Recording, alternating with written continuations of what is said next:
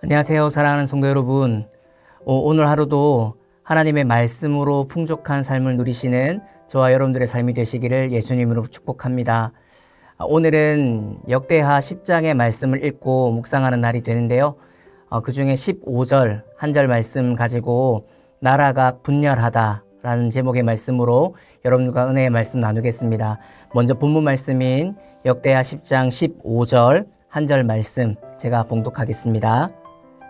왕이 이같이 백성의 말을 듣지 아니하였으니 이 일은 하나님께로 말미암아 난 것이라. 여호와께서 전에 실로 사람 아히야로 하여금 느밧의 아들 여로보암에게 이르신 말씀을 응하게 하심이더라. 아멘.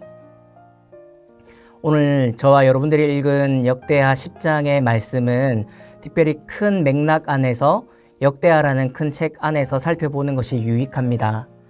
여러분, 역대하는 1장에서부터 9장까지 그 내용을 보면 성전을 건축하는 기사, 그 중심으로 한 솔로몬 왕의 통치를 보여주고 있습니다.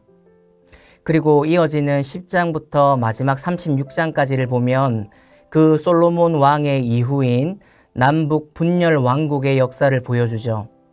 그것은 남유다는 20대 왕정시대로, 그리고 북이스라엘은 19대 왕정시대로 이렇게 구분지어서 살펴볼 수가 있을 건데요. 오늘 우리가 읽은 역대하 10장은 이 분열 왕국이 시작되는 시점, 그러니까 솔로몬이 죽고 난 뒤에 그 남유다와 북이스라엘로 두 나라로 나뉘어지게 되는 그 계기와 이유를 보여주는 그 시점을 보여주는 장면이 바로 역대하 10장입니다. 오늘 주인공으로 등장하는 한 왕 있죠. 르호보암입니다. 르호보암은 기원전 930년쯤 즉위하여서 약 17년간 남유다를 통치했습니다. 그런데 왕위에 오르려고 하는 이 되자마자 문제가 생기게 되는데, 그것은 여로보암이라고 하는 자를 주축으로 한 10지파의 요구 때문이었습니다. 여로보암은 솔로몬 시대의 말기쯤에 반역을 시도했다가 실패하고 난 뒤에 애굽으로 도피한 자였습니다. 이런 자를 앞세워서 10지파는 새로 왕이 되는 르호보암에게 이렇게 요구하는 장면을 보여주고 있죠. 그 요구는 간단하게 두 가지였습니다. 하나는 세금을 감면해 줄 것, 그리고 또 하나는 백성들의 노동을 경감시켜 줄 것, 두 가지였지요. 이 두 가지의 요건을 충족해 준다면 우리가 당신을 이스라엘의 왕으로 인정하고 인준해 주겠다라는 것이었습니다. 여기에서 르호보암은 고민하게 되고 3일 뒤에 자신을 찾아오라라는 답변을 준 후에 국가 원로들에게 의견을 받고 또한 자신과 함께 자라났던 신진 관료들에게도 의견을 받게 됩니다. 그런데 문제는 이 원로들의 의견과 관료들, 신진 관료들의 의견이 나누어졌다라는 것에 있지요. 오랜 정치의 경험이 있는, 노하우가 쌓여 있는 국가 원로들은 이쯤에서 이 백성들의 요구, 이 요구 두 가지를 수용해 줄 것을 말씀합니다. 그런데 본인과 같이 자라났던 이 신진 관료들의 의견은 그것이 아니라 더 가혹한 강압 정책을 시행해야 된다라고 주장하죠. 결국 르호보암은 원로들의 의견을 무시하고 신진 관료들, 즉 자기와 함께 자라났던 그 세대의 의견들을 받아들여서 가혹한 강압 정책을 더 시행할 것이라고 답변을 주게 됩니다. 이로 인해서 10지파와 여로보암은 바로 이 르호보암을 인정하지 않고 남북으로 갈라지는 분열 왕국의 시작의 길을 가게 되는 것입니다.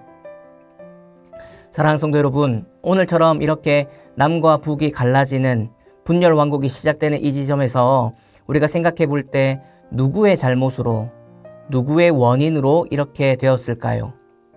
생각해 볼 수 있는 것은 바로 첫 번째는 여로보암 때문이다라는 생각을 가지시는 분들이 있으시겠죠.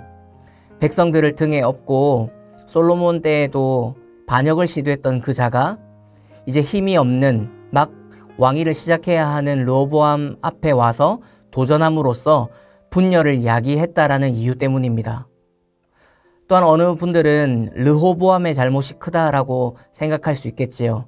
르호보암 때문에 남북의 분열이 야기되었다라고 생각하는 견해이죠. 국가 원로들의 깊은 의견을 수용치 않았던 잘못, 그것을 버리고 함께 자랐던 정치 초년병들의 말을 들었던 것, 이 잘못이 바로 르호보암의 잘못이지 않냐, 이것 때문에 나라가 나눠지게 되지 않았냐라는 그런 견해입니다. 그런데 저는 오늘 본문 말씀을 토대로 해서 세 번째 의견을 제시하는데요. 그것은 하나님의 말씀의 성취이기 때문이다라는 것입니다. 오늘 저희가 본문 말씀 역대하 10장 15절의 말씀 우리가 읽었는데 제가 다시 한번 읽어드리겠습니다.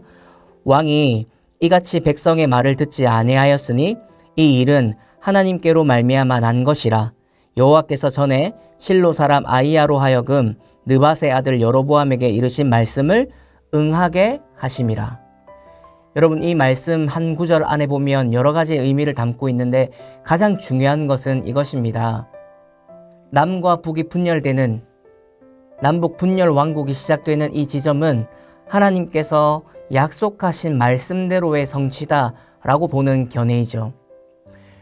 여러분, 솔로몬은 하나님께서 왕위로 세워주셨을 때부터 해서 부국강병이라는 많은 영화를 누리게 되었지만 말미에 가서는 우상을 많이 숭배하게 되는 잘못을 저지르기도 한 왕이었습니다. 우상 숭배할 때 하나님께서는 솔로몬에게 2번이나 나타나셔서 경고해 주셨죠. 그런데 그 경고에도 돌아서지 않았던 솔로몬에게 하나님은 너의 아들 때에 한 지파를 제외하고 나라를 빼앗을 것을 말씀하십니다.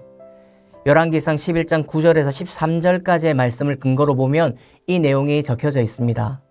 그리고 또 하나, 그 바로 이어지는 열왕기상 11장 26절에서 40절까지의 말씀을 살펴보게 되면 선지자 아히야를 통하여서 하나님께서 말씀을 주시는데 여로보암에게 10지파를 주실 것을 예언하시는 겁니다.